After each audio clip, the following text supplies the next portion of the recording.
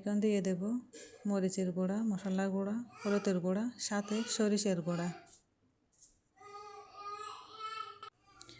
এখন দিয়ে দেব 2 টুকরা দারচিনি আর 4টা এলাচি, আর সাথে দিয়ে দেব পরিমাণ মতো সাদা তেল। আর এখন দিয়ে দেব স্বাদ মতো লবণ, আর দিয়ে দেব সামান্য পরিমাণে সরিষার তেল। এবার আমি সব কিছু সুন্দর করে মেখে নেব।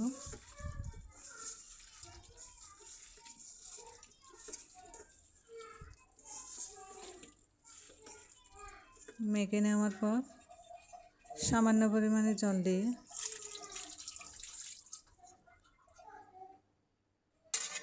এখন ঢাকনাটা দিয়ে ঢেকে দিলাম। একটু পর কষানো হয়ে গেলে পরিমাণ মতো জল দিয়ে দেব। এরপর একটু নাড়াচাড়া করে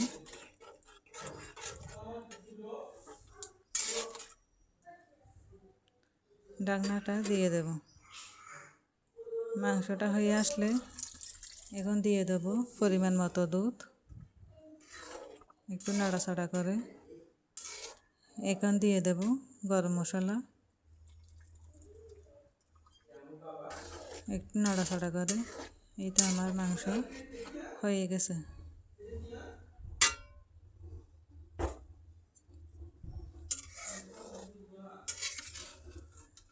মাংস রান্না শেষ।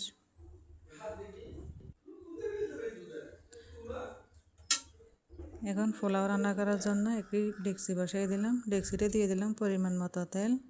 এরপর দিয়ে দেবো আগে থেকে কোচানো পেঁয়াজ কুচি, কাঁচামরিচ আর তেজপাতা। এগুলো দিয়েছি নাড়াচাড়া করে। এরপর দিয়ে দেব চালগুলো কিন্তু আমি আগে থেকে পরিষ্কার করে রেখে দিয়েছিলাম।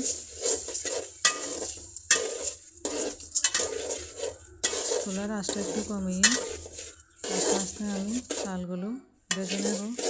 এটা আমার চাল ভাজা শেষ। এখন দিয়ে দেব বাকি যে দুধ আছে, দুধগুলা দিয়ে দিলাম। এখানে আমি ইউজ করব গরম জল। এখন দিয়ে দিচ্ছি গরম জল। এই দেখেন আমি গরম জল দিচ্ছি, আপনাদের দেখিয়ে দিলাম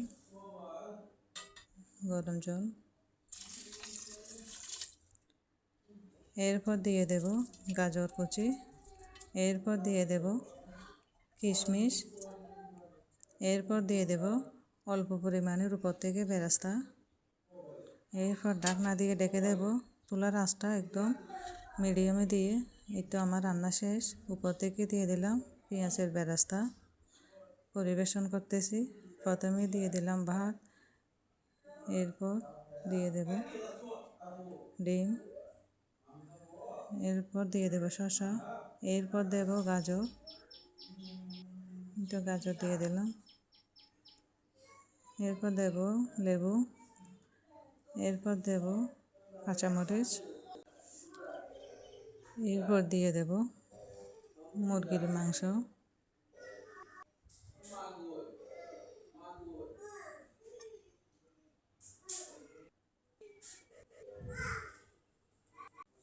এবার বলেন তো সম্পূর্ণ রান্নাটা কেমন হয়েছে?